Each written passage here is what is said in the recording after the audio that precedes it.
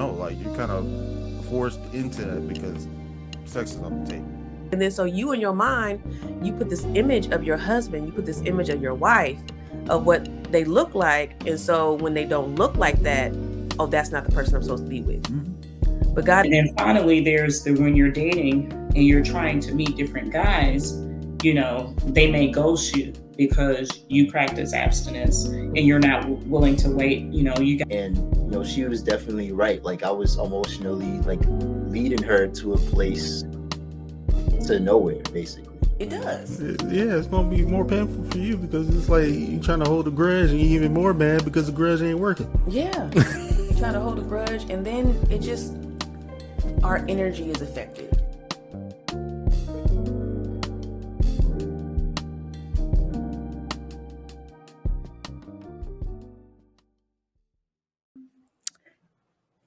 Hey, y'all. Listen, we are back. We are back. I know you're looking at me and you're like, where is DJ?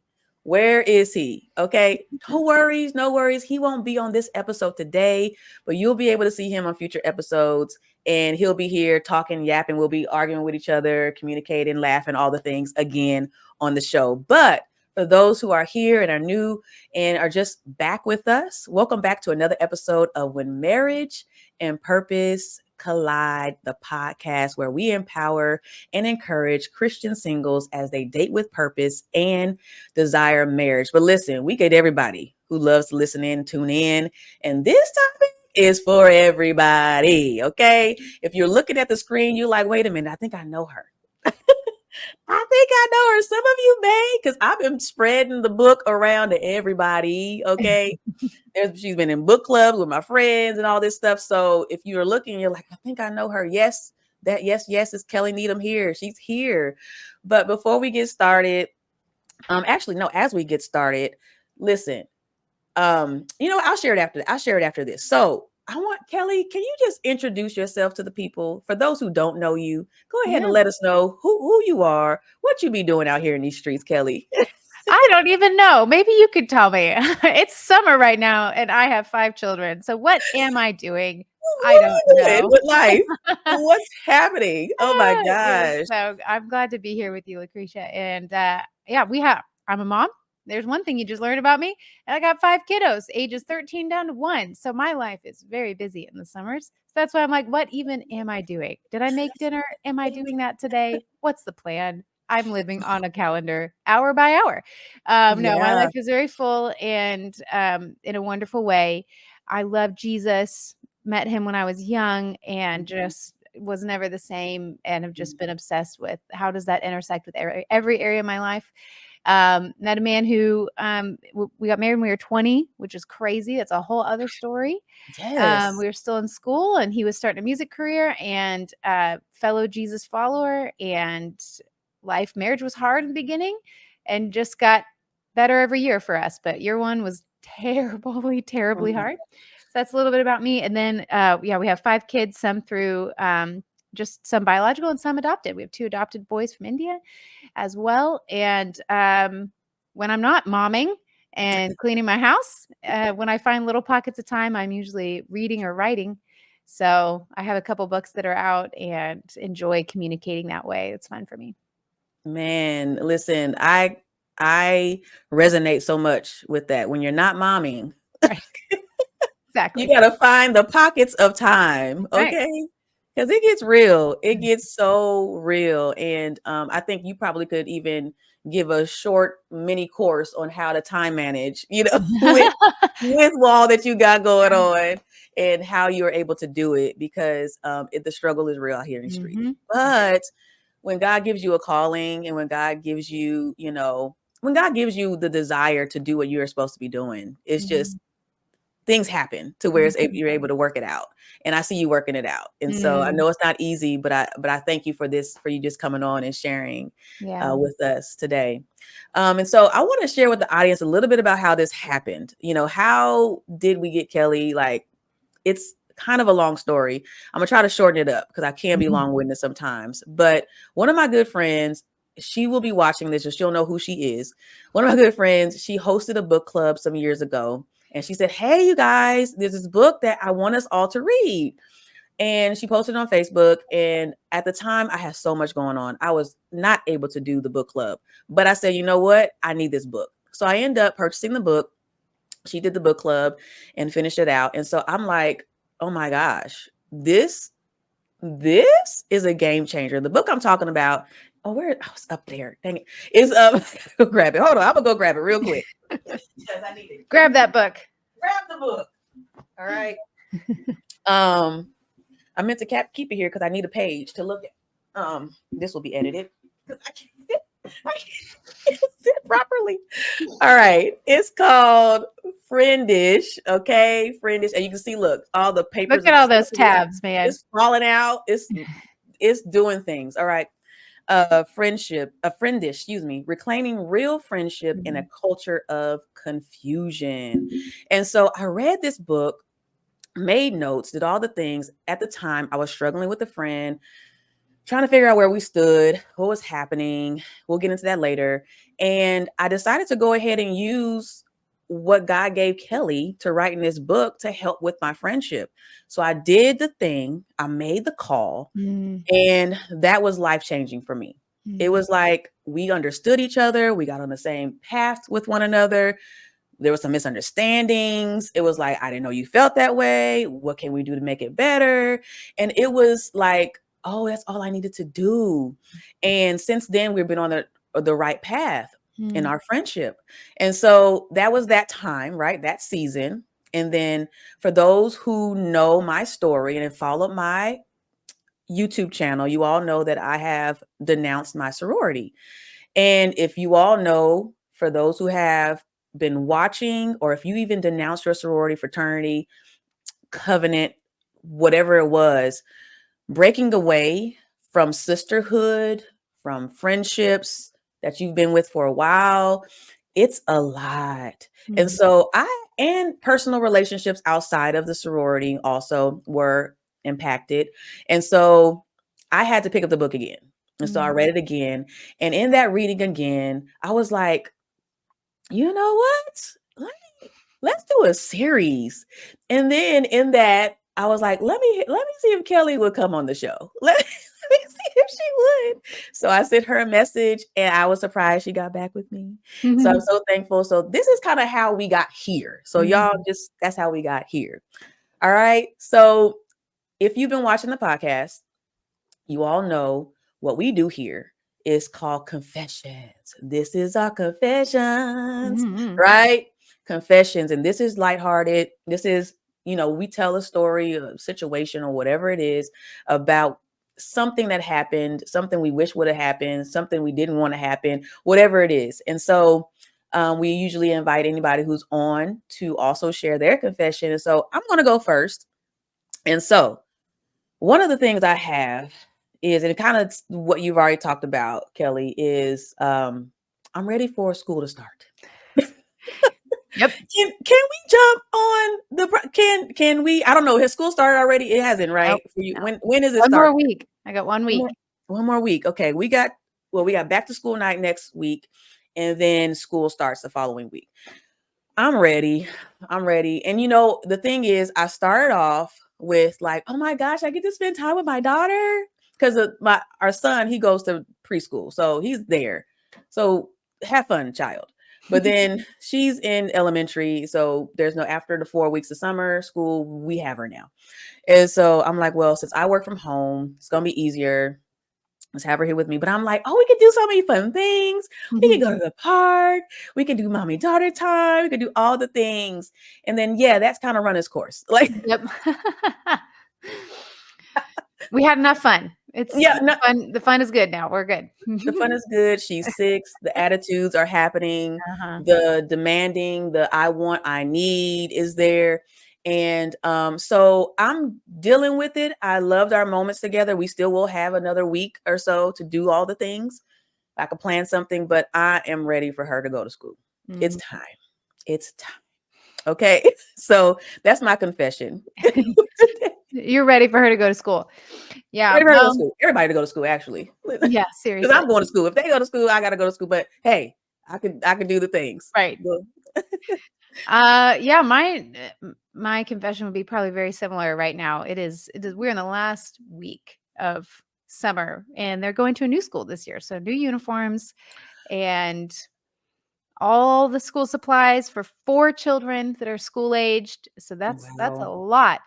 Yeah. So my confession is that to relieve my stress, I'm doing puzzles in my bedroom. That's what kind of person I am. Is I do puzzles. Now, what Put kind of on an puzzles? audiobook. I'm like, you know what? With the baby's napping, I'm like, I'm just gonna give myself 30 minutes to put this jigsaw puzzle together. Jigsaw puzzle. Oh my gosh. 950 pieces, I but was I going to ask love you it. how many pieces it Mhm. was for I you. used to do 1,000 piece. This one's a little more challenging, but it's a bookshelf. It's a picture of a bunch of Oh, books on a bookshelf with a couple windows. And oh my anyway, but gosh. I've always loved doing puzzles. It busies Mhm. my brain so that the other things that are on my brain can take a break and go sit in the back somewhere, chill out, thoughts. For a while. I'm gonna just do something with your hands. I don't know. It helps me. So And I told you were going to provide us with some mini courses, like a little mini tidbit of what you do. Listen, y'all, this is what she said. She said, go sit down somewhere. yes, you Sit gotta take down breaks. by yourself Mhm. and get into something Yep. that can take your brain away. Puzzling. I don't Yep. even know if that's what it's called. It Is it is. called? It's Oh, called okay. puzzling. Puzzling Puzzling, or go for a puzzler. walk. I don't know, listen to it. Yeah, I think every mom needs I think, like, in any right, you take breaks in other ways. Mhm. Here's my second confession. How about this? Every Okay. summer, well, we really started it formally this summer. Mhm. Um, I had my children make a sign for me at the beginning of the summer that I hang up occasionally in the middle of the living room when I do need a break. And it says, Oh, "Mom's off duty." And then my daughter, we added this at the bottom. It oh said, "No goodness. bleeding, no death, no service." That is so So funny because that's what I told yeah, her. I said, "Listen, I have to do something. I'm in the room. right. I'm having a podcast. Come to me if it's an emergency, though." That's right, but you have to Completely so clarify what emergency means. It doesn't mean I was building my Lego castle and I'm missing a piece, mom, come help me find it. It's an emergency. Nope, right. That's that's not not what an you emergency. do gotta clarify, and I You have to didn't clarify. clarify. So she, in fact, may come in with a emergency. Yes. So because I did not clarify that. So I appreciate see, I Well, told you, mom's you off duty. teaching us. You gotta and, kids gotta learn they gotta learn how to solve their own problems sometimes, and so I Listen. put on my big headphones when I do that, and then if they Mhm. try to come talk to me, I point to my sign and say, "Sorry, Sorry. I'm off duty right now. You're gonna have to wait an hour until I'm back available." That is funny. Oh my gosh. I just need a whole confessions episode with you then.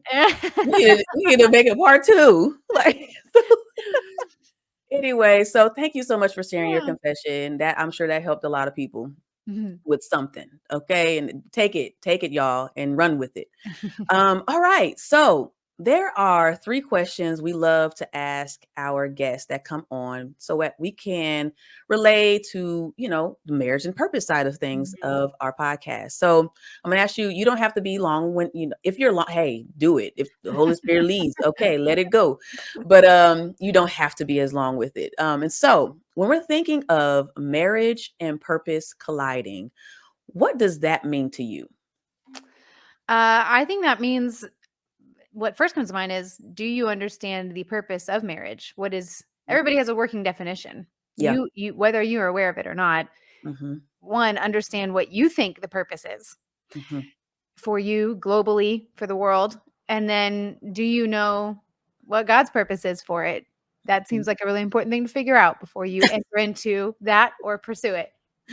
But you need to know what the Mhm. purpose of marriage is Mhm. because everybody has a definition. Yep. Society has a definition.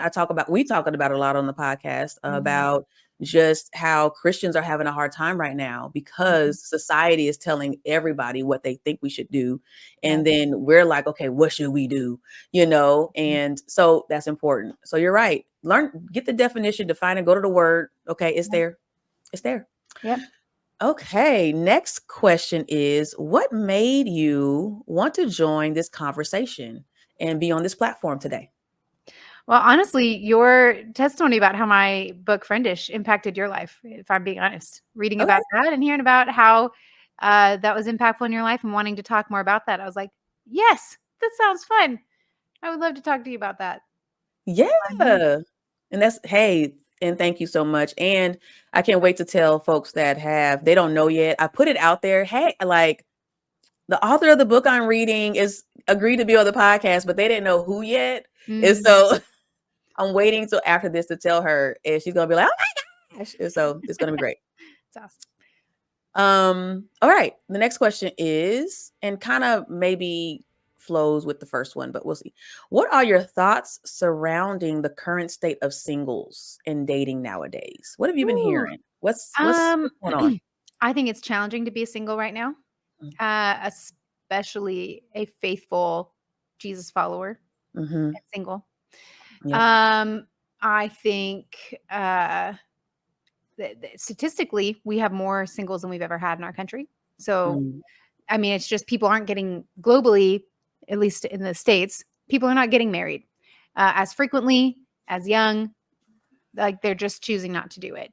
And I think there's a lot of fear around marriage. That sounds funny. I think there's a lot of desire for it. And there's like a fear of the commitment of it because we will talk to people who we think are a great fit, you know, just one or the other and go, well, go get married. It's like, whoa.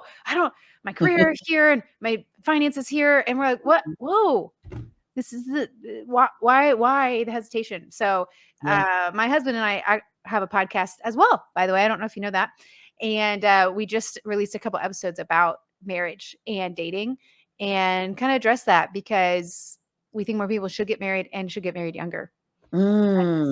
Why we're waiting for strange reasons, in my opinion, biblically. If you look at how the Bible sees marriage, I think we stay single for reasons that the Bible has no category for that. Like get your finances in order before you get married. Paul is not, he's writing to singles going, if you're burning with passion, go get married. He doesn't say check your bank account first. He just says it's better to honor God in how you relate to one another. And that's so good. That is so good what you said as far as like it's okay to get married and young and be young and get married. I think it's just frowned upon. Society says to be wild, get your experience, do all the things. It's like you don't have to do all that. You don't. Because that was where I was. I thought I had to wait and do all the things and I got to get my career going. And then I learned real fast, quick, in a hurry that I'm forever going to try to get my career. That's right.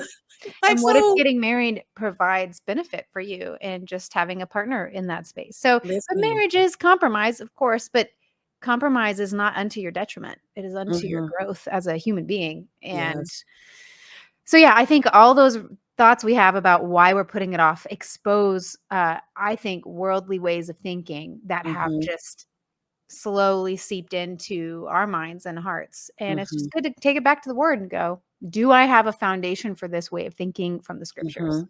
And if not, maybe I should change how I think. That's it. I think the perspective is it. And that's the reason why we're here. That's the reason why you have episodes on the podcast about that, on your Clearly podcast, correct? Right. Is because the perspective, we have to change our perspective if we want to do this thing right. And I find that when I coach women, when they step into the room or when we're talking, the perception is warped. And I have to help them be like, what does God say? Like literally, y'all put God in everything else. But y'all say, okay, you know what, God, I got this for dating and relationship. I got this. Don't worry. You ain't got to touch that. You ain't got to. You ain't got to. But we could talk about this for a long time. We might have to get Jimmy on too. Like with all of us, let's go ahead and have at it one day. And so we'll think about that for later. But thank you for answering the 3 questions for that. But as we flow into this friendship topic, right? What I found out and what I learned is that as much as I love Jesus and as much as I had Jesus, kind of similar to what I was talking about with friendships, with relationships and how we feel like, well, you know, I got this. Like I didn't know how much I could still call on God to help me in my season of friendships. Like I didn't think that was a thing. And I feel like, again, similar to relationships, with romantic relationships and what's going on with nowadays in dating and relationships is we don't learn. We don't talk about it. My Mhm. family, we never talked about how to be a friend to somebody. Right. You know, we just Mhm. learned from what my parents, I saw my mom, she had her friends. My dad, he rarely had people I saw him hang out with. Right. And you're supposed to have I thought you were supposed to have a best friend.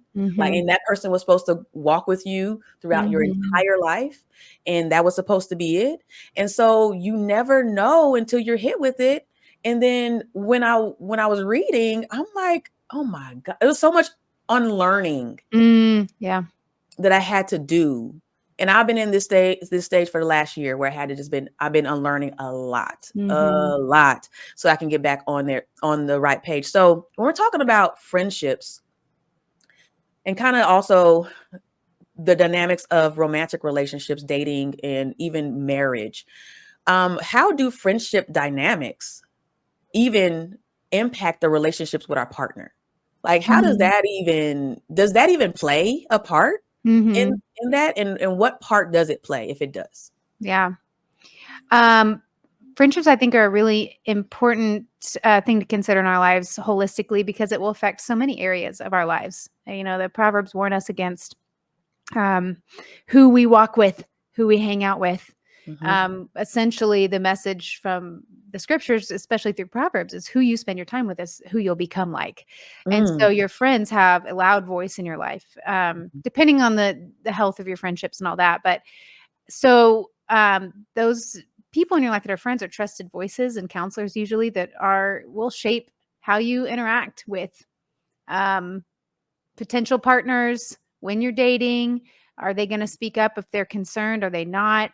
You know, Mhm. so and so it matters who you're friends with and Mhm. how the health of those friendships because you want people who are going to point you to the right things and speak truth when you don't want to hear it and all of that and make sure you're inviting that, especially in a romantic Mhm. relationship, right? As you're evaluating, should we be together, should we be married? It's like you want those people to, if they see red flags, to say I see red flags, Tell so me.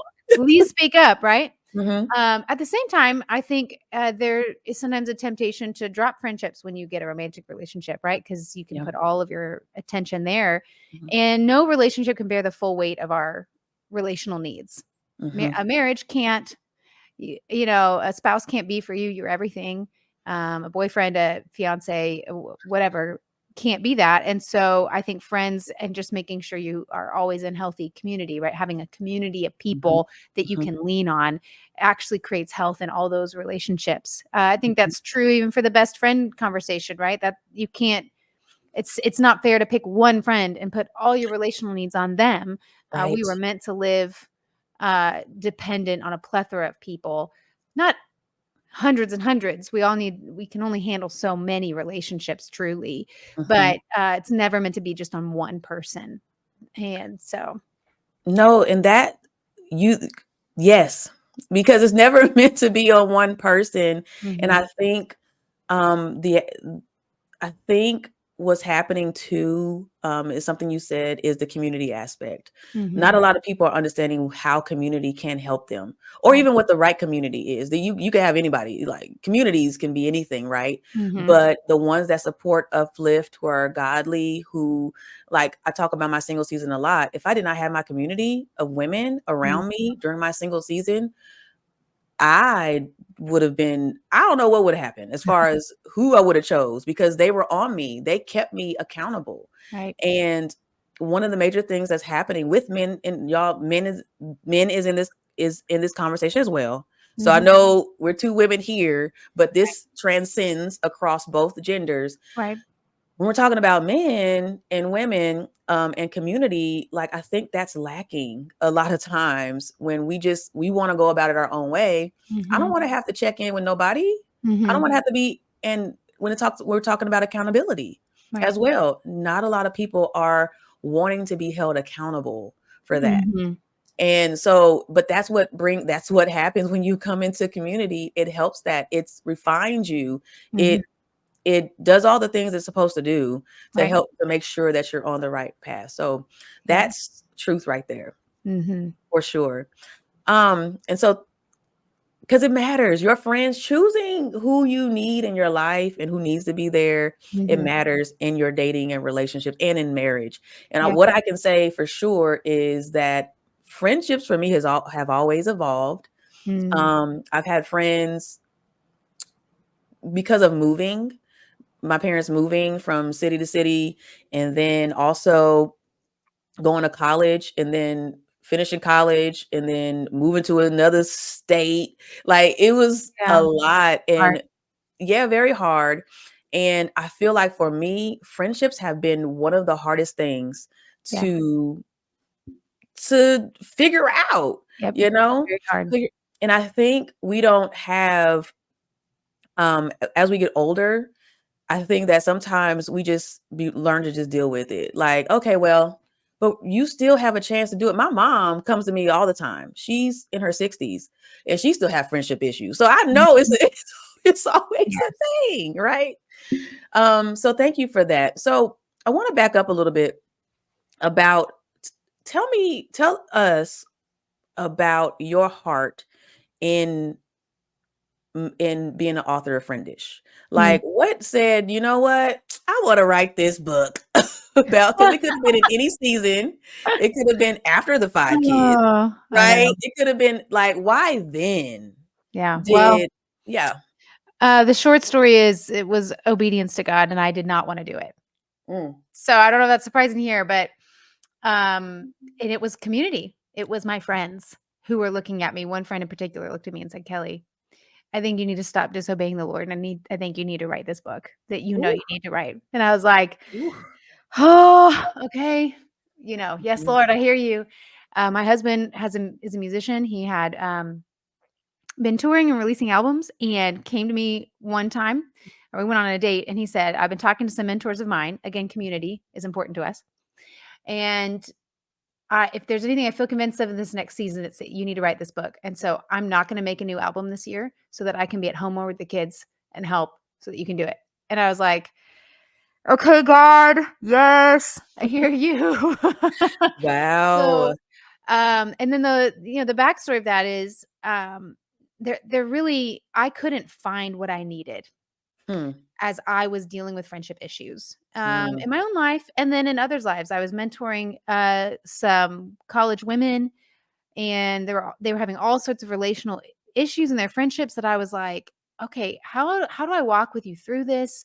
There's mhm, idolatry happening here." Like, it's not wow. that you don't have any friends. You have friends, but they're unhealthy friendships. But I'm struggling with how to figure out how to coach you through that. And so I start Mm, looking for books and I'm finding nothing. I could find nothing. I found books saying you need friends. Friends are really important. You need community. I was like, "Yeah, I got it. We all know that." Okay. But like, how do I do it? I mhm, found very worldly books that were like, cut mhm, out all the toxic friends. But I couldn't find books that were taking the principles in scripture and going, how do mhm, we lay them on top of how we relate to one another in this relationship called friendship? And wow. so I just started digging in the Mhm, word. God, show me. Like, I'm just was reading through the Bible, looking things up, trying to figure out of need, mm, to help others walk through some really painful situations that were happening. And then I was in conflict of my own. I had many seasons of some really intense relational conflict with multiple friends, but one in particular where we really our lives were very intertwined, and yet we did not see eye to eye, and we both really loved the Lord, and that was really hard to figure out. So I had done a lot of research and study in that time, was learning biblical principles that were helping me. And then at one point I blogged those. I released a series of about 6 blogs that were just kind of me passing on what I learned. And the response to that was massive. And wow. people were starting to ask me, "Can you make this printable? I want to print this and use it." That's where the book idea came from. So honestly, there's like a 10-year journey before Friendish came out of, Really? yes, of all of that study, research, conversation. Mhm, And so when I started writing the book, I think my proposal to a first publisher was happening near the end of 2017, and I wrote most of the book in 2018. mhm, And that was after friends and my husband were like, "Kelly, just do it. The writing's on the wall." mhm, And it was hard because we had, you know, We had, 3 kids at the time, and so Mhm. I just squeezed it in while they were in school and things like that, and it was a hard book to write. It was hard to Mhm. figure out how to arrange it, Mhm. how to both celebrate what I think is essential for human flourishing, which is friendship, Yeah. while also caution people to go, there is a way to do this that's very unhealthy and dangerous and Yeah. can look really good and feel really good, but is Mhm. actually a counterfeit. And so trying to do that tension of you need this and you're not going to be okay without it. Like, and Mhm. don't do it wrong. Yeah. And we do a lot of that work in marriage, don't we? You need Yeah. marriage. Don't do it Mhm. wrong, right? Mhm. We've got the tension, but no one had really done that before, at least not that I was aware of with Friendish or Mhm. Friendship. And so when I wrote Yeah. Friendish, Mhm. it was really hard book to write. It honestly was. And so I was thrilled. Most of my journals in the time of writing it even were when I look back on them, just praying, Lord, will this I don't even know if I can believe that this will ever be a book that exists in printed Mhm. form that I'll be able to look at. I believe you are the God who can do the impossible, but in how Mm. holding all that information in my brain, trying to figure out how to write it Mhm. was really challenging. And so that's it was submission to the Lord to write that book. Listen, wow, and that just says a lot right there. How you started off saying it was just out of obedience, Yeah, like just out of obedience, it but was. then in your obedience, you had to be like you had to be vulnerable and open Yeah. in that, and I think that's probably I'm sure the hardest part because it's like I'm going through this, like, Mhm. too, and I gotta talk about it. Kind of deal Yep. and unleash everything that happened Yep. with your friendships and bring Yep. all the unhealed all the things that you Let me had to heal share all from. my friendship failures for the All world.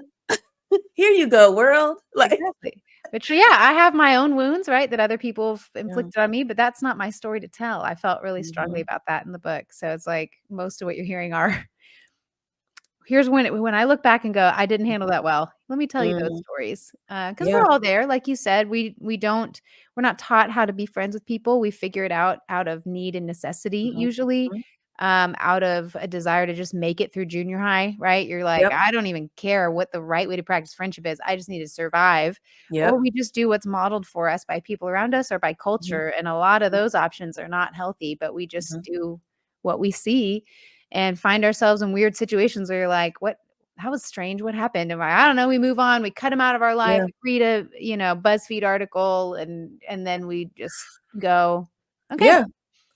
'Cause and it was a point where you're right, where I was researching about things, like, in the struggle season of my friendship the first time, I'm up here YouTube and like literally going Google searching and going on YouTube trying to find something similar to what I was going through and nothing was it right, was very surfacey yep, or it was like cut them off. right." And I'm like, but we've been Wait a minute. friends for years. And she's not an Yeah, issue like that. I don't want to cut right. her off. And so, yes, I did, in fact, take the advice because multiple people, Christians, Mhm, okay, let's go back to, okay, yes, other folks were saying, but Christians were like, well, maybe you just need to leave them alone. And mhm, so, for a span of time, I did that. I left her alone. But it was still something so hard right. it was like a tug on my spirit, like, this is not right. Yeah, But I put her to the side. I lived my life and que sera, sera. Like it was that right, was it. And but a part of me was like, that's not, I don't think that's how I'm supposed to be handling this. And so right. I Yeah, really don't know. And so and people you like, you listen to other people, and so you cannot find anything like that. mhm, And so I love how you say, or how you said, you just went back to the word. What mhm, does God say? God wrote this love letter, right, mhm, to us. We as a people, and this is for other things. This is for every other thing that's going on in our lives with society, mhm, all the political madness, all the stuff. We need to go back to the word. mhm, I'm at a stage in my life where if somebody asks me for advice, they're Christian. Somebody asks for advice. I know them. I love them. I'm going back to the word. They say, I need help with such and such. All right. Let me find a scripture real quick. Let me tell you what happened in context of mhm, what did Paul say so that right, I can be able to tell because it's no longer me. We're talking from our own. This not me. We need to go back to what God said. And so I love that you were able to put that in this book, and you did it very well, where you put scriptures and you put the word of God and you talked about in context of what it meant, so that we could understand and grasp that it's not outside of the Bible. Right. You know, it's not. Right. And so, yeah, which is, it's, I think, surprising to a lot of Christians sometimes that the Bible has a lot to say about God's intention for you to be reconciled with every single Christian that you know. oh, That's why the toxic friendship thing, I'm like, but excuse me, if we are two believers, especially, there's so many, the unity of God's people matters very greatly to him. And it's meant to be a statement to the culture and to the world that Jesus is real, that he really came, he really died, he really rose again, that one of the manifestations of that, one of the testimonies of that reality and that truth is that a very diverse group of people can be friends. A very different group of people with different backgrounds and different relational statuses and political leanings and personality differences that aren't compatible with each other, that we can somehow have close bonds with one another because of the strong gravitational pull of Jesus. And so to not work through our conflicts with one another is to say we don't care that statement is going out to the world around us. And so I think conflict, that's why there's a whole chapter on conflict in the book, because I actually find it to be biblically essential to to biblical friendship, because the Bible assumes you will disagree. The Bible assumes you will hurt each other. The Bible assumes that you will have discord, and then looks at you and says, go make it right. As far as it is among you, be at peace with all men. That we are meant to go to great lengths to fight for that. We can't control it because it's two parties, right? We can never control what the other person does, but that a functional reality of my friendships as a believer has been those really difficult, uncomfortable conversations where we say 100% of what we really feel, and we're frank and honest with kindness. And that's not normal for most of us. Most of us are fake friends, but the Bible calls us to be real with each other. That's painful, but also better. And then you have a type of unity that's true and real, and that you can trust, that I don't worry so much anymore about, like, am I okay with my friends? Because now I know, they'll tell me if they're not cool with me because they've done that before, or I've done that before. So you actually gain something. You can move past this whole, are we okay as friends? And just link arms together and advance the kingdom together in your friendships, instead of trying to read each other's minds, you know? That part, reading each other's minds, I think, and this is what, after going through therapy, I had realized that I was doing when I talked to my therapist, and she was like, I think you do a lot of narrative talk. Like you just plant narratives on stuff. And that person when I talked to that friend, I had built a narrative in my mind about what I thought she was thinking, why she didn't connect with me, and all the things. After we had spoke, I realized she was going through a tough season in her life, where, in fact, she probably needed me more, but she didn't know how, because she has so much going on with kids and the moving and figuring out how to do this, and her husband losing his job, and all these things that I did not know. And I felt bad. I almost got upset.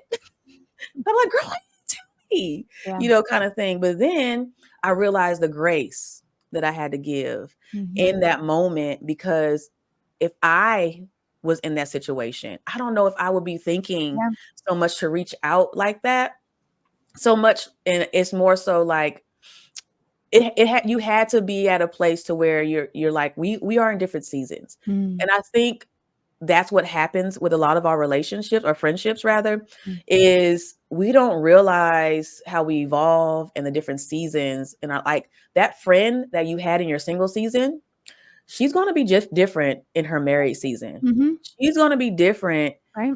It's going to be a different way. You're going to have to connect with them when they have children. It's going to be different if they move away. It's just not going to be this. You have to be okay with it not being the same. That was the hardest part for me. It was the hardest part for me.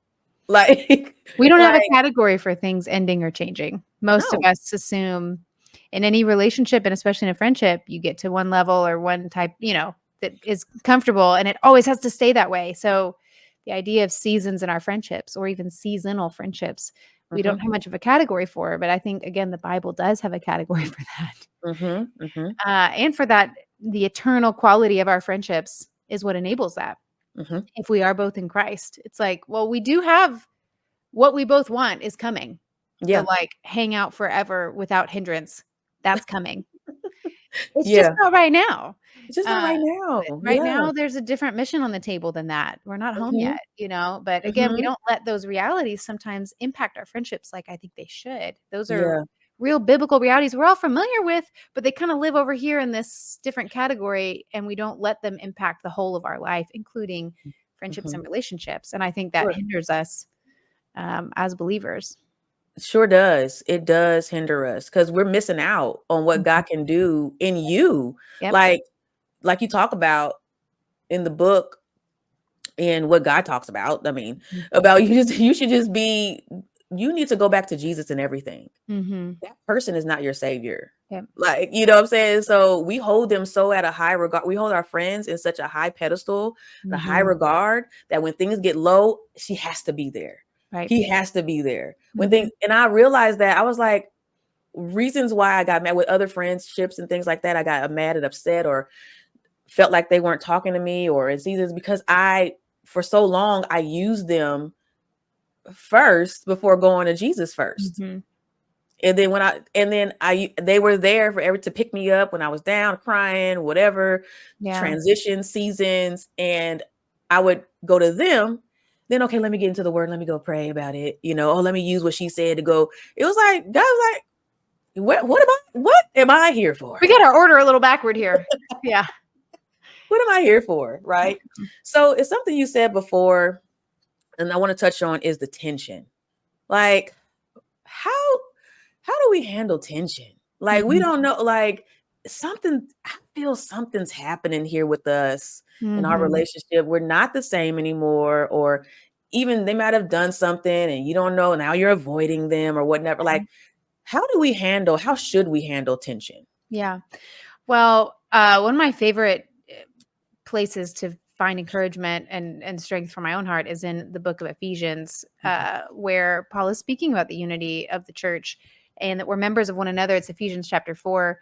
And he calls us to put aside falsehood and speak the truth in love to one another, for we're members of one another. His reason why is because we are one body and we are one team. It does not do us a service to be false with one another, to be fake.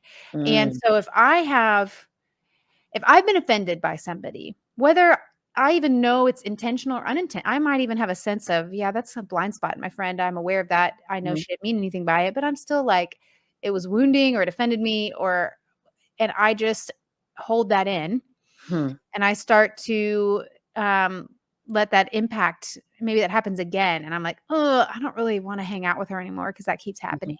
To not say anything to her face and to keep interacting with her while I hold this feeling inside of, I'm kind of frustrated at you, but I'm not going to say that. I'm going to be like, hey, how's it going? I'm so glad to see you, but I'm actually not. I'm actually kind of frustrated. I'm now entering this world that I would call falsehood, that Paul counsels against. I am being fake. I'm not being honest. Now, there's a balance here, right? Yeah. The Proverbs has a category for, it's the glory of a person to overlook an offense. There are many offenses that we're called to forgive quietly in our hearts, to not make a fuss about it, and to move on. But when something has started to cause me to want to pull away from the relationship, that's usually when I go, I need to move toward that. And then maybe make a phone call. Depends on the category of what it is. Sometimes it's a voice memo on a text, depending on your relationship. Sometimes it's a phone call. Sometimes it's in person in the lobby at church or whatever. Say, hey, this happened a couple times. I've just felt kind of hurtful that you didn't ask about this thing. I mean, I've had this happen to me where somebody's like, I know you knew it was the anniversary of, the death of my dad and you didn't mention it. And, we even had talked about it the day before. And I'm like, you're right. It's totally Yeah. And again, it's not that it was intentional, and they even know that. But again, Mhm. they're bringing it up. They're choosing to be honest, or I'm choosing to Mm. say that to them. And I'm speaking truth. I'm speaking Yeah. truthfully Yeah. about what is going on in my own heart toward them, and with love. Mhm. Think of 1 Corinthians 13 love, right? Love is Yeah. patient, Yeah. kind, Mhm. doesn't hold a record of wrongs. That I'm coming with that as well. Mhm. And even coming a lot of times with forgiveness in my heart, but still a willingness in that, to when the tension's happening, Mhm. we want to lean away from it and just Mhm. flee from it by avoiding the person. But I think what the scriptures calls us to do through speaking truth and love is to lean into it and go, Mm. okay, there's the tension. It's like a knot in your Woo. back and a deep tissue massage, right? There is the tension. Lean in. And it kind of hurts, but Yeah. it will actually be the thing that will loosen it and relieve the tension. Yeah. And it's scary. You don't know how the other person's going to react. That part. You don't know what they're going to say, but that's not on you. The Bible doesn't say speak the truth in love if they seem like they'll respond well. It Yeah. just says go do it.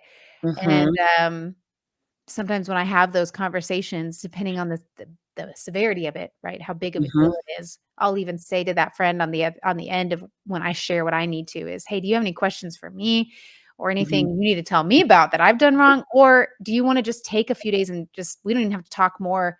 Maybe you just need to think about it, because sometimes people are blindsided by that. They're not used Yeah. to those conversations, and it can be really kind to say, hey, I get this may be a lot. You want to, like, can we talk in a couple days? Maybe, especially if I know my friend to be an internal processor. Like, Sure. go take a beat, Yeah. think about it. And like, can we talk in a couple days? And Mhm. because I only know my side of the story. Who knows what's Sure. happening on their end? I got to be prepared for Oh, that. you Or don't they can turn know. back around and go, well, here's how Mhm. I feel. But again, all of that is growth. I think Yeah. we tend to see that as like failure. I see Mhm. that as strengthening. That's now we're learning things about each other. Now we're understanding how things are interpreted, what it's like to be on the other side of me. I don't ever know what that's like. And sometimes friends help me see that, oh, I don't listen very well in certain seasons or in certain moments in my life, or I don't do this very well. I need to grow in that area. And Yeah. that's that iron sharpening iron, right? From the That's Proverbs. like It's sparks are flying, right? It's not cozy, but it's one of God's purposes, I think, and functions in our friendships is it's yeah. softening out our rough edges. It's Mhm. shaping us and changing us. So No, that and that's the part right there. And I think even if we were to grasp onto that, even in our single season, like, and mhm, this is what I did not do. And this is why I tell men and women to practice communication, even with the people, your mhm, coworkers, yeah, your friends, like that if I would have did more of that in that season, I would have been more comfortable with how I communicated with my husband. Like it mhm, took me a minute to figure out each other. But if mhm, I would have practiced those skills and kind of figured out how I can talk, and when something arises, like something comes up, I'm able to speak out in mhm, love and not harsh or in a tone that wasn't suitable for the whatever we're doing, or even knowing him, like, and how he's an internal processor and how sometimes he has to go think about it. Like yeah, I'm like, all my friends, some are, some aren't, kind of thing. But I think we need to learn all of that. And it takes practice. So mhm, practice doing all these things. And you mentioned it in the book about how to do it, about how to go about the yep. conversation and what that looks like. And so, and that's actually what I use as my Good. guideline. That's Yeah. I why I was put like, it in there. It's like, here's a framework if you need it. here's a framework, and I used that, and then it worked. Mhm, And so it's like it did. And so I was like, okay, I understand. Now it still is a work in progress with other mhm, friends, and you still have to go like, okay, there's tension. I think there's tension here. Or right, even if I don't even know, let me just talk about it. If right. it's not, or if it is, Right? let's just Sometimes lay it it's out. you just Yeah. going, "Hey, I feel weird from you. Like, I feel like you're avoiding me. Is that true? Mhm, Or am I just mhm, making that up? mhm.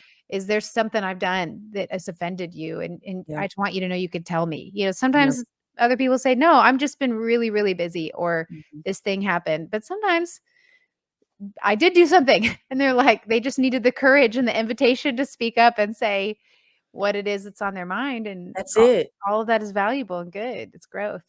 And then it helps, and especially Mhm. if you're in the church, like, Yeah. especially I remember things arising with other friends and inside of the church, Mhm. and the pastors and the leaders have their jobs. Okay, Mhm. they are doing something for the the people Right. of the church, and a lot of times this can be handled by us Mhm. if Yeah. we just do it the right way. We don't have Yep. to go, pastor. So I had a situation. He's at the hospital trying to heal people. Right. He's got prayer. He's got to do funerals. He got to do he's got to do all the things, or she, Yes. Amen or to that. him. And we up here with this. You could just do this Mhm. Yep. and be done Right. with the Amen. We bother them way too much. It's just laziness. It's go solve the man. problem for me. I don't Yeah. want to have this conflict conversation. Can you fix it? Can you deal with it? Mhm, Can you be there with me? It's like occasionally we need a mediator, but that's mhm. after you've tried a couple times on your own. Yeah. Yeah. So most people aren't willing to even do that. That's at least I've done a lot of because of the book, right? I've done a lot of teaching and speaking Sure. on friendship, and I get a lot of Kelly, fix my friendship problem questions over time, right? I'm somehow become the friendship guru now. Um, Listen, I don't know. You better gonna add that mom title, wife, friendship guru. friendship guru. I don't want to be that one. No, but I'll sometimes people come with their conflicts, right? And Yeah. always my first question is, have you spoken with them about this like you're talking Ooh. to me? Have you spoken to them with this amount of clarity and honesty? And Mhm, almost not over 90% of the time, the answer is mhm. no. And I'm Mm, like, well, then you don't even know if there is a problem because you haven't even attempted to talk about it because you're just scared. We're just nervous. We're scared of nervous. conflict. We're scared of Mhm. the unpredictability of those moments. Yep. And that's me too. I think that's normal. That's not a sign you shouldn't do it. Right. It's actually what's helped me the most is to remember it's actually an act of love. Mhm, It's me willing to sacrifice my comfort. mhm. I will willingly put myself in an uncomfortable and scary position to fight for a real version of our friendship, not a fake one. Yeah. And to say, I don't want to just fade away and cut you out of my life. I actually want something true Mhm. and healthy, Yeah. but I'm willing to be uncomfortable to get there. It's a type of sacrificial love. And that's what's helped me power through those moments because they are not fun for me. Even though Mhm. I've done it a lot and I've written about it a lot, every single time I can't eat because I'm nervous and butterflies in my stomach and I'm wringing my That's hands me. at the table and I'm pacing and I'm praying and Jesus, I Mhm, don't know how they're going to take mhm. this, all Yeah. of that's happening. And yet on every other end of it, everything's, it just is improvement. It's great. Mm. It's deeper fellowship and unity and it's always good. It always Mhm. produces good fruit. Not always in the first conversation. Like I said, I Right. had an intense conflict thing that took many conversations that didn't end well Yeah. before we got to a place of true reconciliation. But for most people, they haven't even tried one time. Mhm. And that's my beef with people. I'm like, you can't come back to me when you've had like 2 or 3 conversations and it's not going well, and then we'll talk. And then we'll talk. That's the part right there. If my husband were on here, he will probably be mostly quiet during this part, but I usually have to get him in. But I'll be like, I tell him, I said, babe, do y'all be having issues like we do? Cause I feel like I think he's like, well, I guess if you ain't talking to me, I ain't talking to you. Like, so if you got tension, we ain't gonna say we Right? still gonna be boys. Da, da, da, da. Mhm. And so I feel like, or do you feel like there's commonalities and differences with how Mm. women are versus how men are? Because I feel like they are able to squash it and be like, all Yeah. right, but maybe they're not. I don't know. Like, what do you Yeah, think? I would say, surprisingly, I do think it depends on the guy. I think, Okay. some of our generalities about men, the more men I've interviewed for Yeah. books, and I actually interviewed a lot of men for Friendish, Mhm. the more I was like, wow, there's a wide range of personality types. And I have a lot of friends and couple friends where like the guy feels more feminine and the girl feels more masculine and just their tendencies and wiring because of how we can sometimes Mhm.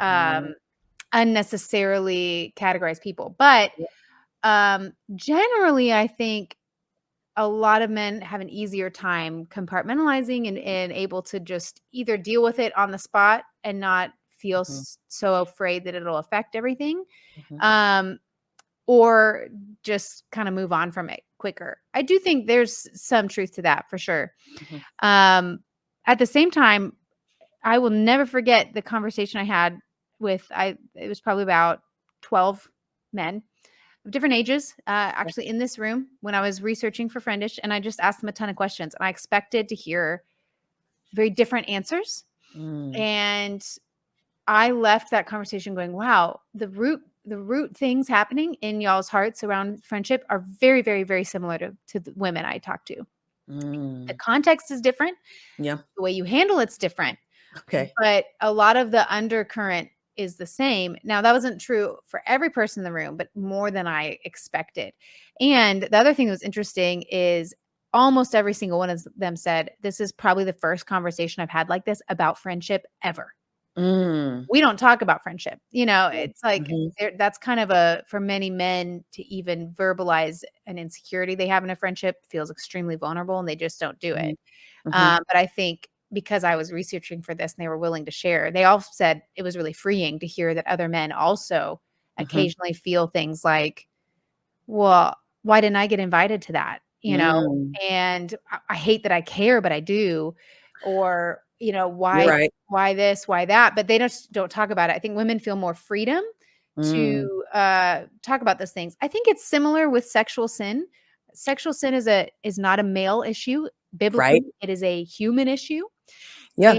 But women, we just, because cultural things influence us, women don't feel the freedom a lot to confess sexual sin and temptation in any category, right? That's but men, there's been more of a space made for them to talk about that. I think that's reversed when it comes to friendship and relational issues. Women, we feel a lot of freedom usually to talk about it with somebody else. Men, I think it feels way too vulnerable to even say, I have a friendship issue. That feels too lame-o, right?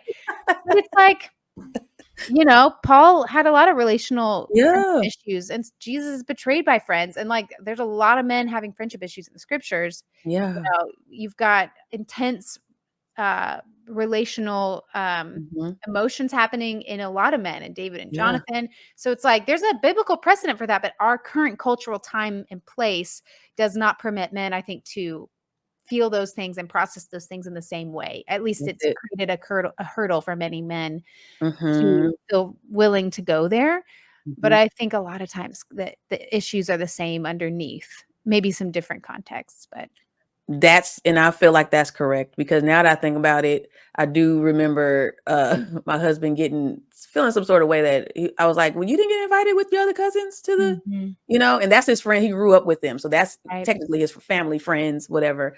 He's like, nah, I didn't. I said, you good? Like, you know, and he's like, I mean, it's okay, you know, and he did feel something. He just didn't verbalize it, you know, to me, or even when his other cousins come to him about it.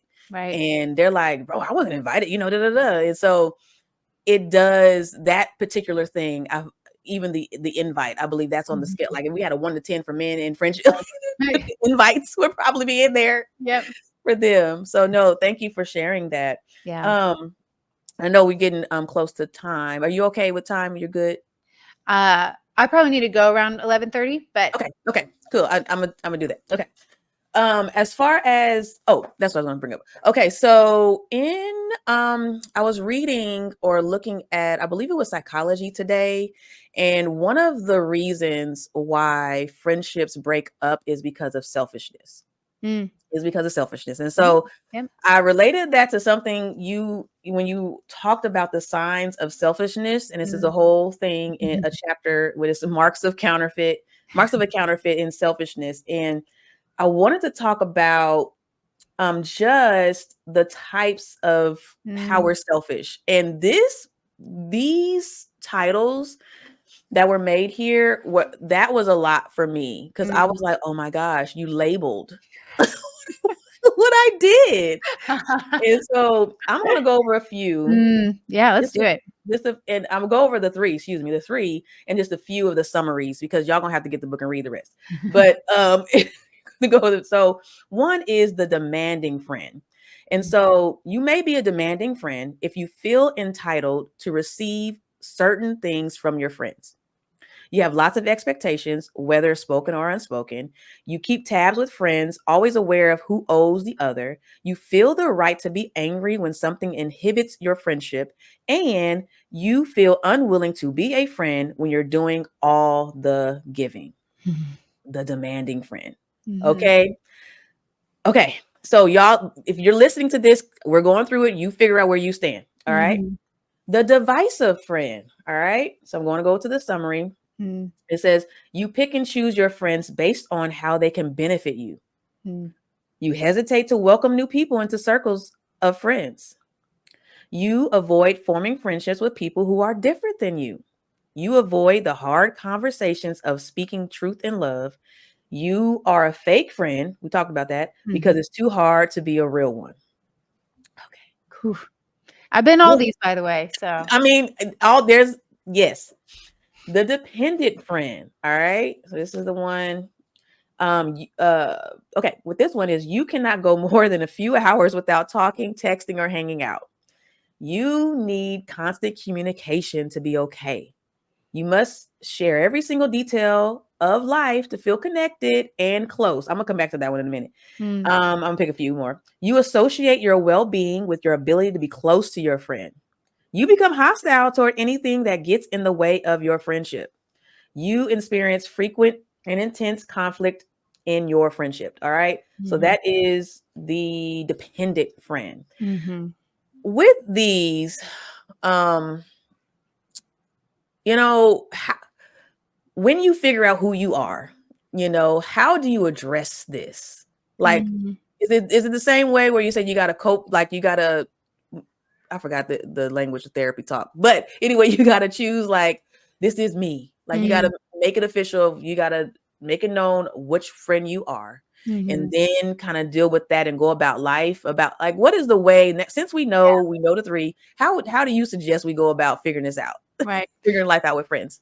Well, I do think part of it is own it wherever you resonate with whatever those, signs of selfishness that you see in yourself. It's the first step is owning it and going, yeah, I see that in myself, and owning that is self-centered, that it's selfish and therefore sinful. That connection piece is important because culturally, a lot of this is trained into us as Yep. a way to do friendship normally. It's like, Mhm. so for a lot of people I know reading my book, they're like, whoa, this is all I ever thought friendship was. And you're telling me it's simple. That's it. I'm I'm like, what like, is wrong with me? No. and hopefully it was written in such a way to go, me too. And I've been there, Mhm. and Yeah. this is just the world, right? It's us Yeah. just trying to finally not let the world define things for Yeah. us. Mhm. But I think being willing, that's where change starts. Yeah. The biblical word for change and transformation is repentance. And Mhm. repentance just means turning. It means a change of direction. It means I was Mm. going one way and I have decided I don't want to keep going this way. I want to go a different direction. I Yep. am turning around and going somewhere new, headed with a Mhm. new directional heading. Yeah. That's this idea of repentance. And that's the Bible's primary category for how we change.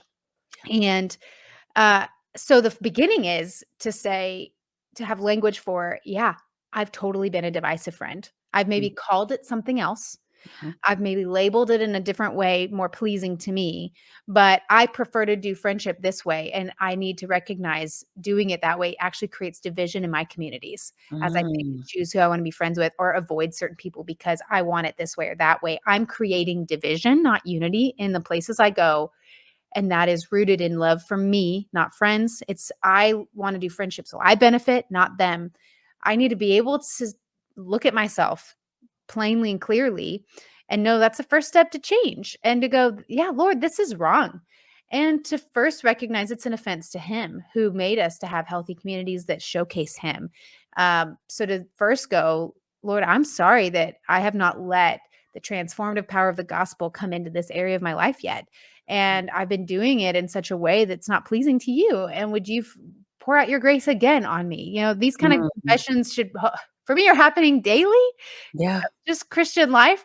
It's not failure, it's growth. And to just then ask for His help to go, Lord, I don't even know how to change direction. Maybe this is Mhm. so normal and second nature to me, but I want to be different. And so help me turn around, help me change direction, give me some practical things I can do. And then Mhm. depending on that to me is step one. And then the second step for me is always, because we're talking about friendship, it means it's Yeah. affecting other people. Mm. Depending on how that's been playing out in my life, I'll ask the Lord for a few people that maybe I need to go to and own some things. And it might not be a specific offense as much as it might be me saying, hey, in this season, I've been putting way too much weight on you. Like, I've been looking to you meet needs that I think only Jesus should be meeting. And I don't even know if you felt that from me or not. I know that to be true because I feel a conviction in my heart, but I just want to say, in any way that you have felt that for me, I'm really sorry. And I just want you to know I'm asking God to help me change. And if you ever feel that from me again, you have an open door from me to say something and to say, hey, Kelly, I'm feeling that way again. I just want you to know you can say that to me and that I'm working on change. And will you pray for me that God will help me as I change? Yeah. All of that's really hard to do and walk out. The more you do it, the easier it gets. But that's how it's looked for me, is I recognize, and honestly, these are all these things you just listed, I think, are temptations for us in friendship all the time. And I don't think that's going to go away. I don't think you become all of a sudden like magic wand. Great. Right. Now you're a friend who knows how to do it. If anything, I just recognize those tendencies in me quicker and faster. And that's been a help to me to go, oh, I see that, Lord. I'm going to turn around right now before I get 5 miles down this path. I'm only a few steps into it, so I can turn around and it's not as big of a deal. The temptation's always there. But sometimes that initial awakening is hard. Realize I've been walking on a path for a long time. Yeah. Good one. And it takes so much unlearning, and that's what it did for me. Like, it shot a light on all the things that I thought was supposed to be a friend. Right. And it was like, you don't have to. You were putting too much pressure. Yeah. I was putting too much pressure on myself for a lot of things, and I put too much pressure on them. Yep. And this let me be able to actually identify areas of my life where I failed, where I can be strengthened, and now I can move forward in a lot of relationships, doing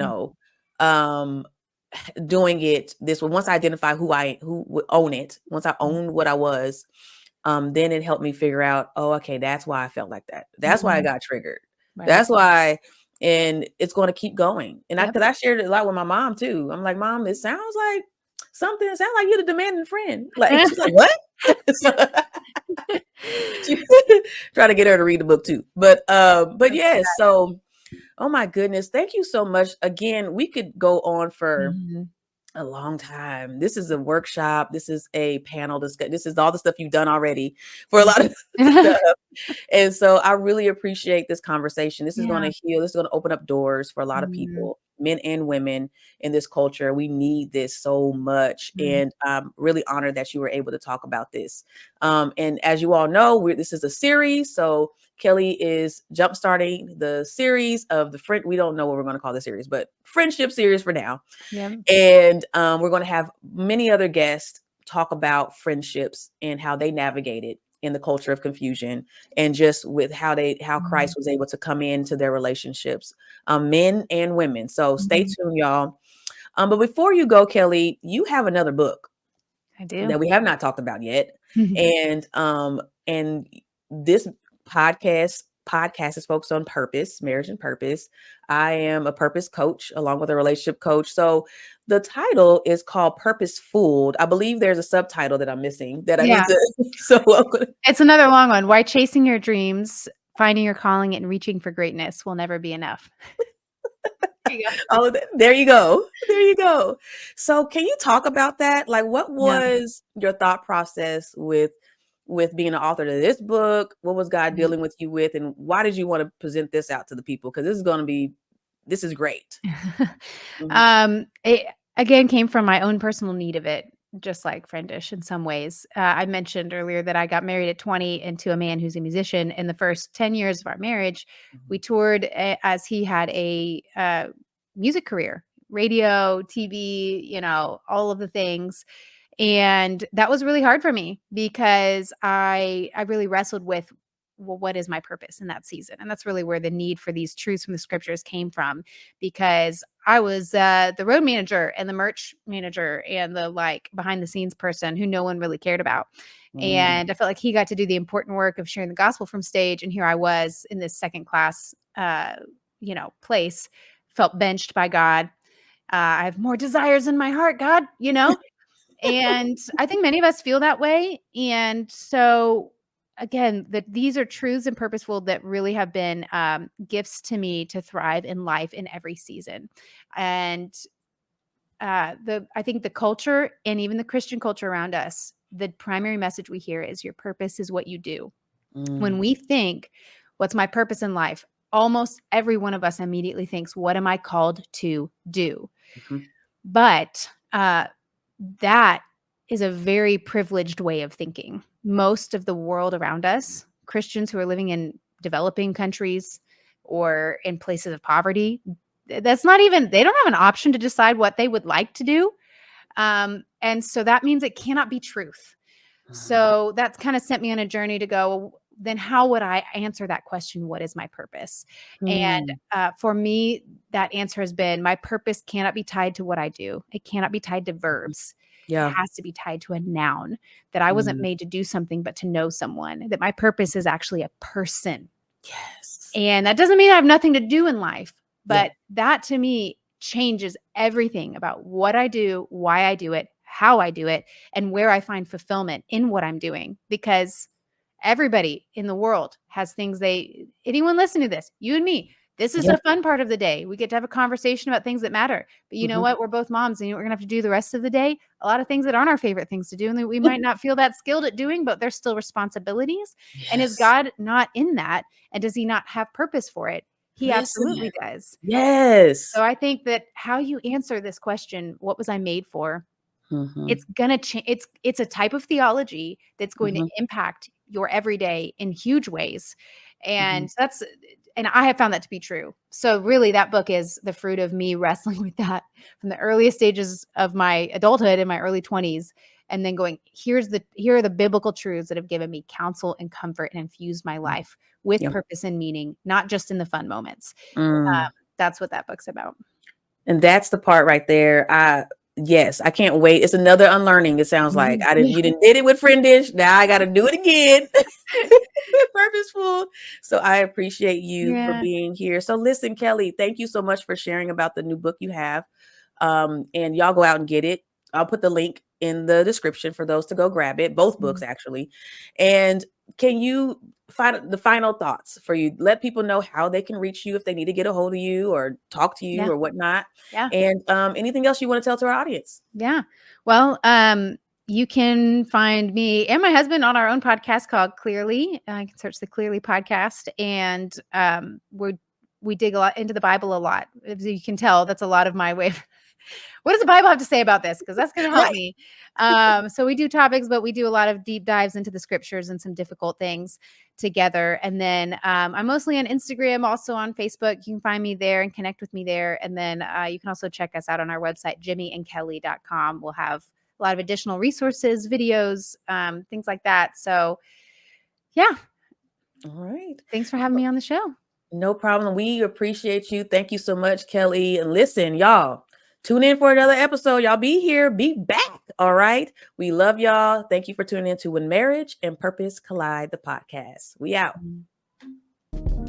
Thank you for tuning into When Marriage and Purpose Collide, the podcast.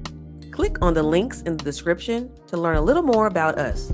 Subscribe and send a review on your takeaways or any new insight you have gained in this episode. If you are a single Christian woman and you are seeking to date with intention and cultivate love in 2024, you'll also find resources and details on programs I have to offer in the description. Don't worry, man. The resources coming soon. See you back here for our next episode.